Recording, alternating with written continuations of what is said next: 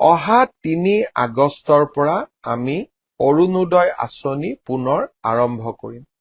সিদিনাখন প্ৰতিখন পঞ্চায়ততে আমি সৰুকৈ এখন সভা অনুষ্ঠিত কৰিম আৰু অৰুণোদয় আঁচনিৰ প্ৰথমটো কিস্তি নতুন চৰকাৰৰ আমি প্ৰদান কৰিম। অৰুণোদয় আঁচনিৰ ধন ৩ আগষ্টৰ পৰা বিতৰণ কৰা হ'ব। এতিয়া এইবাৰ কোনসকলে অৰুণোদয় আঁচনি পইচা লাভ কৰিব আৰু কোনসকলে অৰুণোদয় আঁচনি পইচা লাভ নকৰিব, আৰু যদি আপোনালোকে অৰুণোদয় আঁচনি 3.0 এপ্লিকেশ্যন কৰিছিল আৰু আপোনালোকে আগত অৰুণোদয় আঁচনি পইচা লাভ কৰা নাই, তেনেহ'লে কিন্তু আজি অৰুণোদয় আঁচনিৰ নতুন লিষ্ট মুকলি হৈ গৈছে। এতিয়া আপোনালোকে অৰুণোদয় আঁচনিৰ লিষ্টটো কেনেকৈ চেক কৰিব আৰু আপোনালোকৰ KYC কৰা আছে নাই, কেনেকুৱাকৈ আপোনালোকে চেক কৰিব লাগিব, মই এইটো ভিডিঅ'ত আপোনালোকক সম্পূৰ্ণ প্ৰচেছ ষ্টেপ বাই ষ্টেপ দেখুৱাই দি আছো। আপোনালোকে জানিবলৈ হ'লে ভিডিঅ'টো সম্পূৰ্ণকৈ চাই ল'ব, স্কিপ নকৰাকৈ। যিসকলে অৰুণোদয় আঁচনি 3.0 আবেদন কৰিছিল, যিসকলে আগত অৰুণোদয় আঁচনি পইচা লাভ কৰা নাই, এতিয়া কিন্তু এইবাৰ সেইসকলে অৰুণোদয় আঁচনি পইচা লাভ কৰিব পাৰে। এটা কিন্তু অৰুণোদয় আঁচনিৰ নতুন লিষ্ট মুকলি হৈ গৈছে, সেইকাৰণে কোনসকলে এইবাৰ অৰুণোদয় আঁচনি পইচা লাভ কৰিব, কোনসকলে অৰুণোদয় আঁচনিৰ কাৰণে KYC কৰিব লাগিব, এতিয়া কিন্তু আপোনালোকে লিষ্টটো চেক কৰিলে আপোনালোকে ইয়াত সকলো প্ৰচেছ জানিব পাৰিব।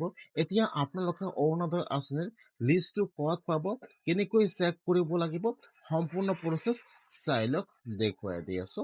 এতিয়া যিসকলে আগৰ পৰা প্ৰতি মাহে অৰুণোদয় আঁচনি পইচা লাভ কৰি আছে, এইবাৰ কিন্তু বহুতো মানুহৰ নাম কৰ্তন হৈ গৈছে, এইবাৰ কিন্তু বহুতো মানুহে অৰুণোদয় আঁচনি পইচা লাভ নকৰিব পাৰে।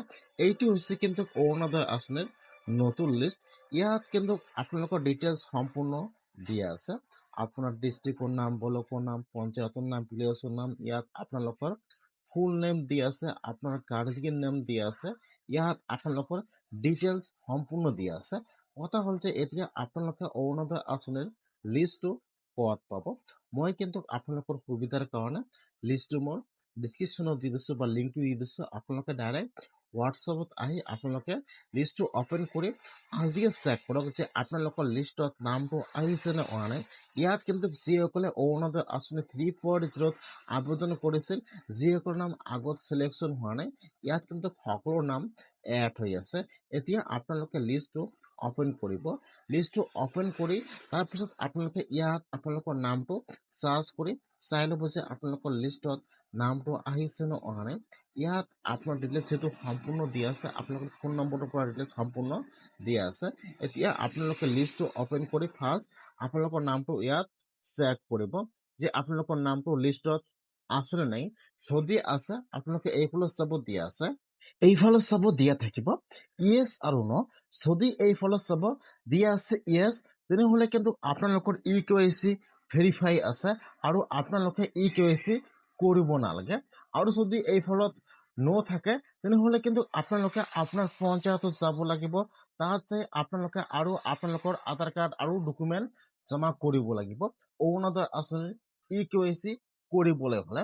সেইকাৰণে যদি আপোনালোকে আগৰ পৰা প্ৰতি মাহে অৰুণোদয় আঁচনি পইচা লাভ কৰি আছে, অথবা আপোনালোকে অৰুণোদয় আঁচনি 3.0 আবেদন কৰিছিল আৰু আপোনালোকে এতিয়া ধন লাভ কৰা নাই, তেনেহ'লে আপোনালোকে আজিয়ে অৰুণোদয় আঁচনিৰ লিষ্টটো চাই লওক যে আপোনালোকৰ লিষ্টত নামটো আহিছে নে অহা নাই, আৰু আপোনালোকে এইবাৰ অৰুণোদয় আঁচনি পইচা লাভ কৰিব নে নকৰে, আপোনালোকে এবাৰ কমেণ্টত জনাই দিব।